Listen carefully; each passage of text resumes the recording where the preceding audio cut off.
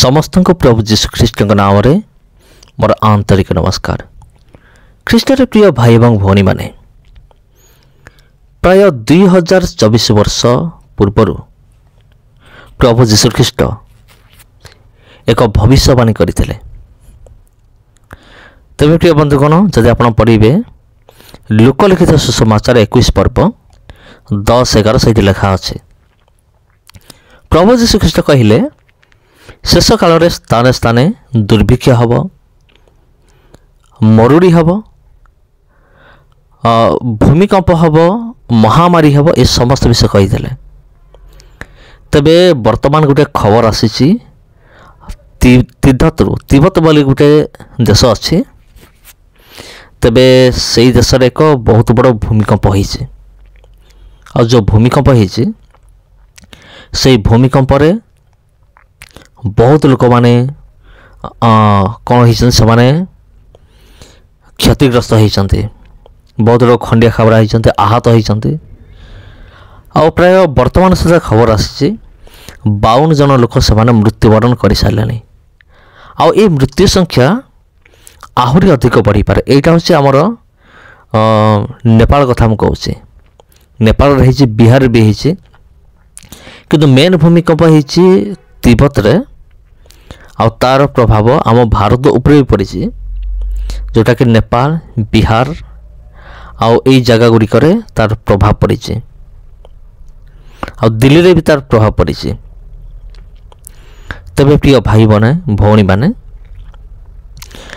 प्रभु जीशुख्रीष्ट जहाँ कही 2000 वर्ष पूर्वर ता वर्तमान सफल होछि। आउ एटा प्रभु जीशुख्रीष्ट निश्चय हेबो बोली कहिथिले, अवश्य घटिबो। आ जतबेले शिष्य माने प्रभु जीशुख्रीष्ट पाखु गले आ जतबेले तांको कहिले हे गुरु हमको कहतु आपणकर जो आगमन हम द्वितीय आगमन तार लक्षण गुड़िक कौन कौन आमे केमिति जानिबो जे आपणकर द्वितीय आगमन हबो बोली। सेतले प्रभु जीशुख्रीष्ट ए सब चिन्ह विषय कहले। तबे प्रिय बंधुगण गोटे विषय आम ध्यान रखा। बहुत समय आम मैंने ये गोटे विषय भूली जाओ। आम मैंने कौ विषय आम भूली जाऊ जे जदि ये समस्त चिन्ह गुड़िक घटुअसी तेबे प्रभु जीशुख्रीष्ट आगमन केते जे निकटतर, बहुत निकटतर। आ लिखा अच्छे वाक्य जिते मोर द्वितीय आगमन हम ता पूर्व लोक मैंने कौन करेंगे से समस्ते जागतिक कार्य समय लिप्त रहिबे। जेमितिक नोह समय रही जल प्लावन से भसई न नवा पर्यंत से बाहागर देवार व्यस्त थिले, बाहागर करिवार व्यस्त थिले, आनंद उत्सव करिवार व्यस्त थिले। से भली मनुष्य पुत्रंकर जो द्वितीय आगमन हम ता पूर्वर भी एमती घटिबो। तबे प्रिय बंधुगण किए जानिथिला जे एमिति घटना घटिबो बोली। हठात भूमिकंप आसिला आ बहुत लोक कौन कराउछि बाहर कराउछि। वर्तमान माने कढ़ाउछि जो घर जो माड़ी बसिछि लोक मान ऊपर बहुत मृतदेह को वर्तमान उद्धार कराउछि। अनेकों को मेडिकल रे भर्ती करागलानी। माने बहुत बड़ बड़ बिल्डिंग माने ऊंचा ऊंचा बिल्डिंग और सेगुड़ा सबू भांगी जाइए, पूरा धूलिसात हो जाइए। चिंता करते गोटे बिल्डिंग भितर केते लोक रही थे। जदि गोटे जगह जदि भूमिकंप हम और से जगह जदि बहुत सारा लोक जदि रही थे, जैसे बिल्डिंग जदि भांगिला, घर जदि भांगिला केते लोकंकर जीवन जीव। मु कहबा आगुरी आप निहाती अनुभव करिबारुथिबे जे हाँ एमिति हेइथिबो।